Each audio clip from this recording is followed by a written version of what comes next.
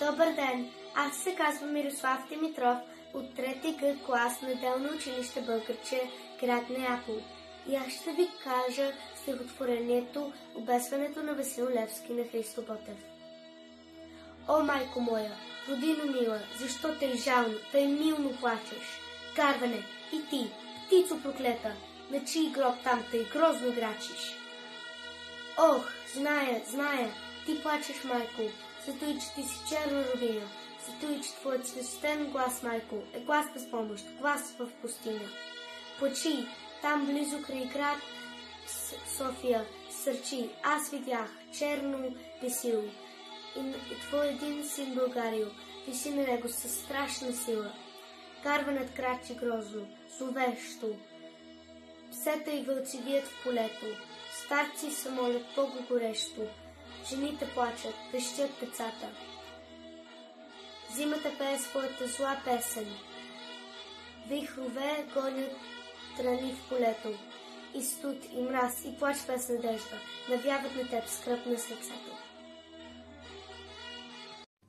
Здравейте, аз съм Никола Любенов. Днес ще ви представя като Левски от Розалина Паскалева. Ти можеш ли да бъдеш като Левски и да оставиш майка, дом и ют, да се откажеш от богатства светски, по пътища да бродиш пек и студ? Ти като Левски можеш ли да пееш за своята година с любов и като него честно да живееш, да бъдеш жител на живота нов?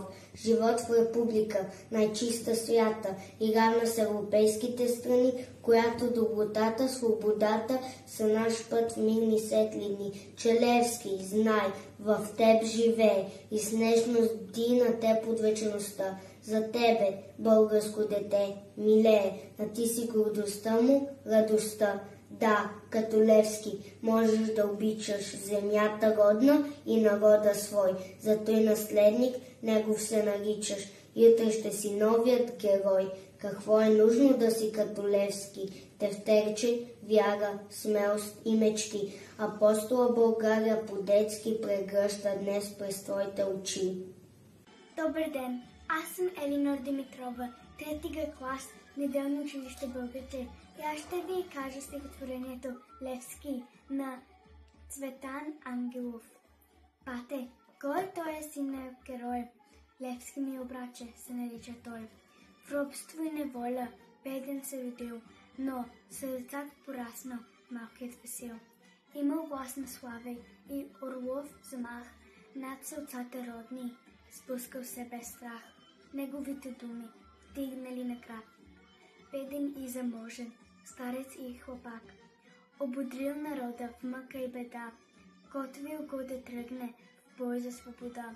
Но узнал султана, побеснял от яд, и потерия пратил след юнака млад. Криели го дебри, пещери, скали, пазили го хора, зверове, орли. Ех, братле, расти ми, бързо порасти, смелостта на Левски да добиеш ти. Не смелчака, братче, всеки сторва път, смелите с ракети утре ще летат.